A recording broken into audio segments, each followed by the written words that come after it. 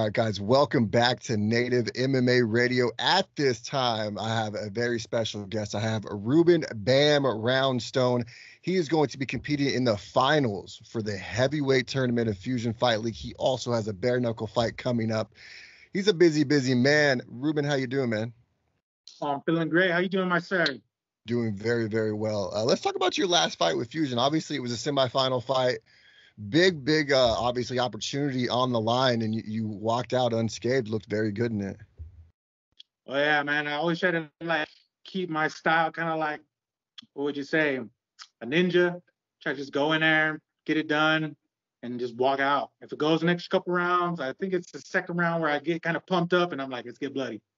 Right. It's time to go. If it goes in first.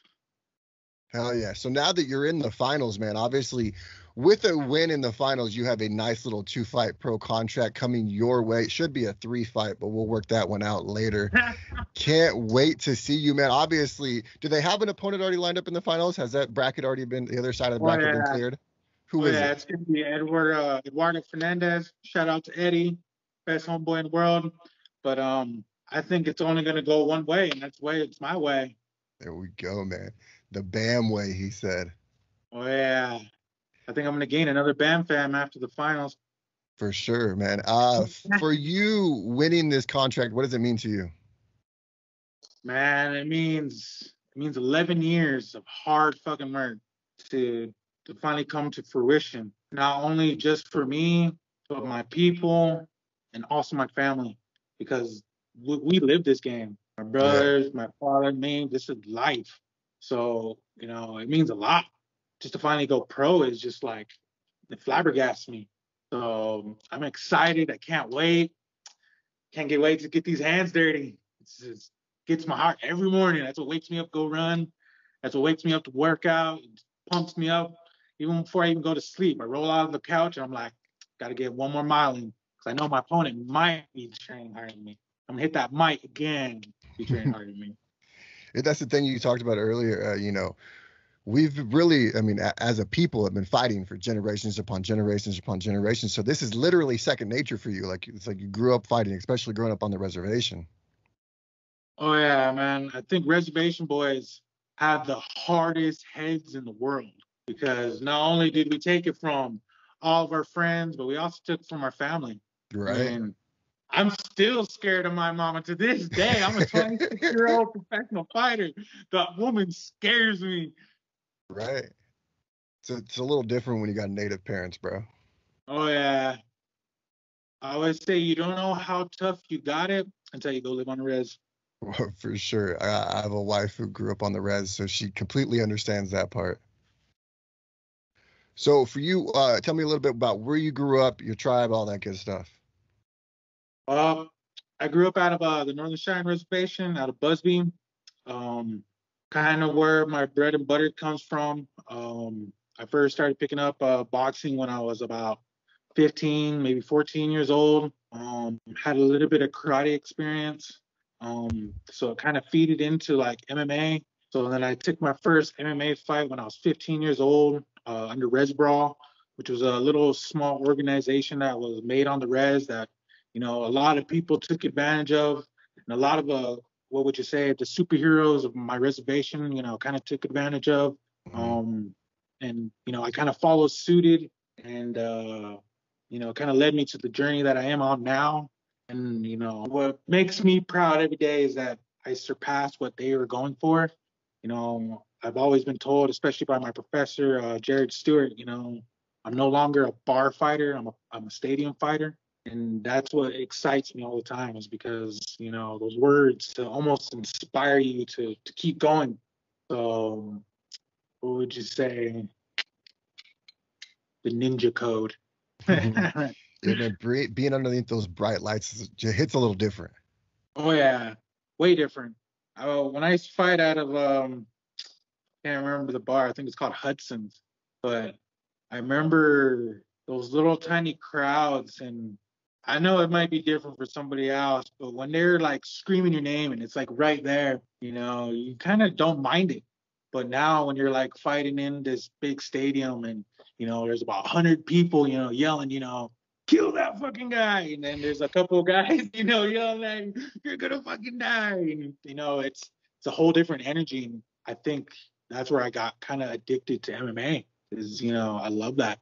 It builds up my not only my ego, but it builds up my spirit. Because at some points in life you fail, and then those moments win, lose or draw, I knew I stepped in there and I gave it my all.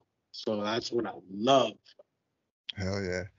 No, and one thing too, which I love, is the fact that you were an alternate in this tournament. You came in, you fought your way, you've had to literally climb up the rankings, get all the way to where you are now. You're the number 2 ranked heavyweight in the amateur rankings in Montana. You were about to be, obviously a professional, but what does it mean to you to have such a high ranking in Montana? I didn't even know I had a high ranking till now.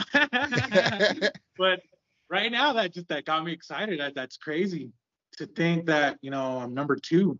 At one point, I used to be a middleweight, and I was like number 25, and then I went to light heavyweight, and then I got to number 6. And to hear that I'm number 2 now, oh man, that's fucking awesome. Hard work I pays have to off. give myself a pat on the back right there. Right? Now, tell me a little bit about your last fight. Going into it, obviously you had a huge stipulation on the line. You win, you go to the finals, you progress throughout this Fusions tournament. Would that make any extra nerves, or are we just ready to go at that point? Oh man, I was ready to go from the first fight. When I first got the opportunity to fight in this tournament, I was already looking past everybody. I already was in the finals. I didn't even care about the first fight, the second fight. I already knew I was in the finals. So I've been training like I was getting ready for the finals. And as sick as it may sound, I already knew Eduardo Fernandez was gonna be the boy. So a little secret out there is I've been training for Eddie since April. I've been ready for this fight since April. So win, lose, or draw my next fight, Fusion Fight League better be ready for a storm, because I'm bringing it. There's no I'm walking out of there, unscathed. If I have to go in there and get a little bloody, it's gonna get a little bloody. But I'm definitely going out there with a W. So now that it's finally you and Eduardo, you finally, obviously, you've foreseen this for a long time, but now that you have to look outside of your crystal ball, because you guessed this whole thing was going to happen. Now that it's finally on paper, man, how do you feel about just being one step away from that contract? Ooh, just gave myself goosebumps right there. It's unreal. It's really unreal. I think back on my career, all the ups and downs, and the almost I want to quit. I really think till now, I'm amazed, and I'm proud of myself that I kept going. Especially right now, I thought about Eddie, and I knew it was going to be the guy. And there was an off chance that one of the other guys would have made it. But the funny thing is I've been ready for this fight from I want to say April, but really I've been ready for this fight my entire career. Something like this, so this kind of opportunity, where all the chips are on the board, and it's either make or break it. And I'm ready to make it, because I've been doing this for, I hate to say it, I've been doing this for way too long to take number 2. For sure. And then you talk about, in this sport, when opportunity knocks, you have to take advantage of it, and you've done just that. You know what I mean? Like I said, you were an alternate, you walked in this tournament, now you're in the finals. Oh yeah. I mean, I always look at my record, and always kind of almost, would you say, pity myself, because I have really really extensive record, which was almost dead even at one time. And I think about it now, and I'm very glad I took all those fights that I did to get me to this point. Mm-hmm. Because if I didn't, I still think, if I didn't take one of those fights, I probably wouldn't be ready for this fight. But now I really truly believe that I'm the next big thing here. No, for sure. And the great thing about, you could look at your record all you want. Once you win this fight, you are a 0-0 professional, and it's ready to start all over and just go ahead and knock some heads in there. Man, I don't know what is up with you, but man, you give me goosebumps every second you're saying something. And I love it, because you know what? Yeah, dude. I can't wait for it to be back to 0-0. When I became a bare knuckle fighter, when it hit 0-0, I was like, here we go. And, even though it went the other way, I still felt like, you know what? I made a mark. Mm-hmm. And that's what I really want to do as a professional. I don't want to just go in there and be like Khabib. I want to be 28-0. I Yeah. want to go in there and I want to make a mark, like a hard mark, not just like, oh, hey, I'm here. I want to make that mark that says, you know what? I'm here. My name's Bam. This is Northern Cheyenne country now. So get the fuck out of my way. It's about time. I mean, Conor McGregor says it's the best. We're not here to take part. We're here to take over. But it's time for the natives to start taking over this game because there's so much untapped potential around there, especially when growing up on the res, you've seen it. Like some of these guys can scrap. So imagine if they had just an inch of fucking training, what they could actually do in this sport. I always told people that they always give me a lot of credit, and I always tell them it wasn't just me. I always tell them, I got the power, I got the speed, and I got my jiu-jitsu a lot from my older brother because, I had to fight him. I had to train with the dude. And I always told people, like, you think I'm good? I said, my brother can probably knock me out in like 30 seconds if he had like, a good wind and 20 seconds of fun, and I always told people like 85% of the good fighters ain't even in the UFC. Oh, for They're in sure. other organizations. Well, you've seen it, especially with like guys like Showtime. Okay, he won a big fight, leaving his UFC career behind him, goes in the PFL, loses 2 straight. Oh yeah, I mean, in this game, especially in MMA, in this game, you gotta be ready. And I Mm-hmm. think that's the one thing that I have that's different from everybody else is I'm constantly ready. I don't care if it's a week, 4 days, a month. I'm ready to fight, and I'm ready to fight all the time. Even with just being an amateur, you still have such a great fan base behind you. The BAM fans. Oh man, I am extremely, extremely grateful for everybody that follows me because it started out, I think it just started out as me believing in myself. I mean, I had no sponsors, me and my brother barely even training in the backyard. And, now it excelled to the point now to where, I walked down Great Falls Street and originally I'm from Billings, Busby area, Montana, and like I went through Great Falls and I seen this kid and he's like, hey, he's like, I seen you fight here one time. And like I'm just in amazement. I'm like, what? You remember me, And they're like, yeah, you're Bam. You're that guy, like, yeah, man. And then to get asked for my first autograph was like almost surreal, like in my own mind, because I'm my best and worst critic. I always have a mindset, to try to do more, do better. And in my mind, I was like, I'm not ready for this. This kid's asking me too early. I don't think I'm at that level.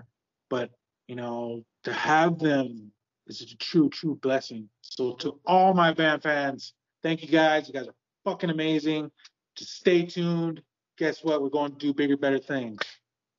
And I think that's the most important thing. Obviously with natives, you don't see a whole lot of them in that game. So when those little kids from the res are able to see somebody like them competing and doing very well, it's got to be very motivating for you and them. You know what I mean? You're definitely motivating a lot of young kids to step into this game.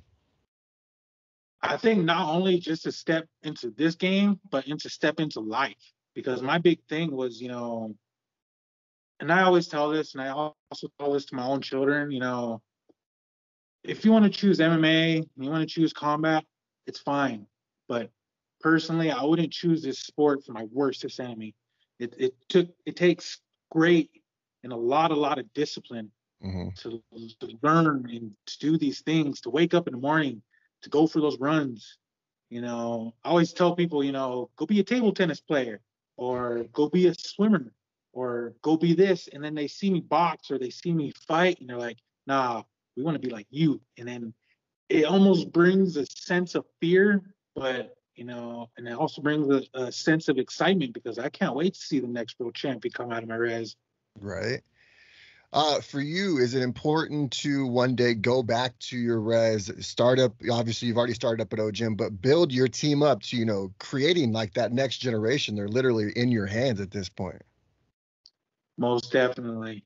I can't say it's gonna happen, tomorrow, but most definitely. I really, really want to go to my reservation and do big things because I see a lot of people, that are doing big and as a Native American in these big organizations and they kind of neglect of where they come from.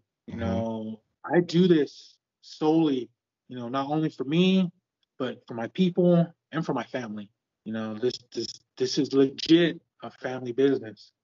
100%. You talked about your family. Let's talk about them a little bit. I know, obviously, you're much more than just a cage fighter. You're a family man as well. Tell me, like, how is it balancing being a fighter and a father? Ooh, oh man. To all the dads out there, if you're thinking about joining MMA, do table tennis. But oh man, like I look at my kids, especially my daughter Allison, and I'm like, oh shit, I just created a monster. Right. Because like they love to roll. They love the mats. They've been mat rats since day one, and it excites me, but it kind of it's kind of like, what would you say? You almost want to tell a kid no, but you also want them to believe in themselves. So Right. being a father and being, an MMA fighter, just being a combat sports fighter, it's very difficult. It takes time out of your life, and it also takes time out of your children's life and then family's life. And you got to be prepared to not only mix them, but almost make it work, like to the Make the point where sacrifices. where yeah, big ones. There's a lot of sacrifices in this. Like, I mean, there's no joke where there's sometimes where I'm at the gym or I'm at a weight cut and I'm just like, you know what, F this, I'm not a piece of cake with you, baby, but yeah, gotta say no, it's No, for hard, sure. but that dedication, it does pay off. Oh yeah, especially at the end of the day, man, you're about to become a professional fighter. You're about to win the finals, and nice little paycheck comes with that. Oh yeah. Also, you've been venturing into bare knuckle as well, man. Tell me about your next matchup in bare knuckle. So I'll be fighting September 11th for Kills Eagle Promotions. Shout out to Wesley Kills Eagle and all them guys. I'll be fighting for a bare knuckle boxing championship. It's not, I wouldn't say it's one of the first round, but it's one of the first in Montana. Best thing I can say for it is you're not going to want to miss it because this fight, and I know for a fact that this fight is going to define my career because majority of my career I've been known as a wrestler, as a jiu-jitsu practitioner, and nobody says they haven't seen my striking. This fight, this is the reason why I made it a bare knuckle boxing match, is because I wanted to show pretty much the entire Montana that I got a left and a right hand. I got a 45 pistol on my left and I got a shotgun in my right. So, it's ready to be debuted. I've been waiting for this for so long to finally show people that I have a stand-up game that September 11th, it's going down. And bare knuckle has definitely grown, especially in the last couple of years. You have BKFC. You have a lot of guys getting really big paychecks from them. Yeah. A lot of UFC fighters is what I've been noticing. Yes. So, I wouldn't just say it's about the paycheck, but it has a little something to do with it. Nice little incentive at the end. I think I don't only think the money has something to do with it. I think the contact, because I've been telling a lot of people about this when I first took my first debut into bare knuckle, that it's different. It's almost addicting because like the boxing glove and the MMA glove just hits different. But when it's skin on skin, it's addicting. It's more natural for sure. You know what I mean? Oh, way more natural. When you're in the streets, you're not gonna be like, "Hey, bro, hold on, let me put these gloves on." No, it's go time. Oh yeah, there's no more go time. Just wrap up, tape up, no little finger tape. It's just so September 11th. I hate to be like Nate Diaz, but I mean, I love to quote Nate. You know, I'm going in there. I'm gonna give him a little, walk out of there with a pocket full of cash. You know. It is what it is, and a title also. Oh yeah, in a belt. But I think all that is just a plus, especially for this organization. The big thing that I'm fighting for this organization, just a little secret out there, I was actually supposed to fight for BKFC around the same time that they're going to come to Montana. But I chose this organization to fight for them because the cause. Mm. Cause really got to my heart. Kills Eagle Promotion, they're going to donate half of the proceeds to fight childhood cancer. And, I personally, believe no family member or any person in this world should go through that trauma, that feeling of almost losing your child. Yeah. Or, with saying, even if God might takes them home, that punishment, that disease it's fucking terrible. I hate childhood cancer. So I live, fuck childhood cancer, and come see the Kills Eagle Promotion. It's gonna be a fight of the night. If we're not able to make it to the fight, where can we watch it? As of right now, I don't believe there's a pay-per-view, so it's gonna be an only in-person type of thing. I might have to work with Wesley Kills Eagle and Kills Eagle Promotions to get it on pay-per-view, because this is gonna be one to not miss. Also on the card is gonna be Sean Ibsen and Drew Johnson. I think that fight is gonna be one of the great fights because it's not only bare knuckle, it's bare knuckle MMA. And I'm Ooh, not gonna lie to you, I've been a Sean Ibsen fan for about quite some time now, so I can't wait to see that old man scrap. right. Bare knuckle MMA is a little different too, because I mean, obviously with MMA, it's when it comes to jiu-jitsu and stuff like that, it's not as easy to get your grips. But when you have no gloves on your hands, it's much easier to get your Oh grips, yeah, oh yeah. They should just add a gi in there and say fuck it. right? Let's get going. Oh yeah, You said you've been wrestling for a while, right? oh yeah. I've been wrestling since I was a kid. I've been wrestling runs through my veins. My dad was a wrestler, and you know he just left them to life. He's like, you know what? I'm a wrestler. You're a wrestler now. So and which was kind of funny is because I have an older brother who never did any of this stuff. Like Hmm. he came into MMA at a really late period. He actually was the one who asked me to help him with his wrestling. He's like, "Can you help me with my wrestling? Because I have a fight coming up," which surprised me. And at that time, I already had about 5 fights. And he kind of wanted me to coach him and to show him a little bit of defensive moves because he was just a straight stand-up fighter. And to this day, my brother's still just a stand-up fighter. And you know, what would you say? It was humbling, very humbling, especially to have your older brother ask you for help. No, for sure. And then obviously you do jiu-jitsu as well. What's your rank in jiu-jitsu? I have my fourth stripe in Brazilian Jiu-Jitsu under Jared Stewart. He's my professor. I think he goes by Crazy Dog Jiu-Jitsu. So that's in Crow, Montana. So if anybody in Crow that needs to learn self-defense or just even wants to become a better person, hit up Jared Stewart because he's the guy. Not only is he the guy in Jiu-Jitsu, he's a rock star. The great thing about jiu-jitsu, it's like one of those things where it really makes you check your ego at the door. You know what I mean? And you learn about yourself and you learn obviously how to defend yourself at the same time. I think Jiu-Jitsu really did save my life because when I was a wrestler, I always thought about pressure, crush your opponent, hurt them. But when I got into jiu-jitsu, I really learned that, it's a lot of push and pull. You gotta learn how to For sure. be almost one with your opponent. And that's where, like, to me, it almost gets to a spiritual level. So where, like, when we're rolling, I almost feel like we're brothers. You know what I mean? Because I've rolled and done a lot of my training with my older brother. So like a lot of that kind of like proceeds to like my other training partners. Like, not only am I gonna take care of you, but I'm gonna make you a fucking champion. Right. Yeah. I mean, at the end of the day, like It's all a big family. And then Well, we might be trying to kill each other while that clock's on. But as soon as the clock beeps, it's all love after that. gyms, all that aside, I think jujitsu itself is a family. Like Hmm. everybody in the jujitsu community, if you can understand it and listen to it, it becomes almost a language. Like Right? you guys almost understand each other. Hell yeah. Especially too, like even out of like nowhere, you're like, you do jits?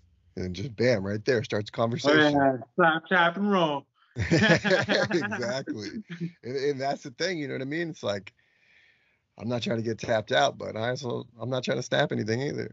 Oh yeah, oh yeah. Been there a couple times. I think one time me and my brother were rolling so hard that some pop, and we both looked at each other and were like, "You?"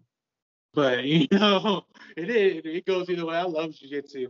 Right? It's almost like it's almost like my therapy. I love stand up and all that, but like when it comes to a day and I'm having a bad day, I don't go fishing. I don't go do. I roll, even if it's by myself or on a body bag. I love it. It almost relieves me. Almost like going to church. I walk out of that part of my mats and I'm like thankful that I have jujitsu. Yeah, like even like for me, I feel like if I don't like as I work away from home a lot and I'm not able to make it to the gym every single day, but my all of my days off, I'm at the gym every single day. And it's like one of those things where like if I miss a day, like I'm like on edge and I'm ready to fuck people up in the streets. I don't like being that person anymore.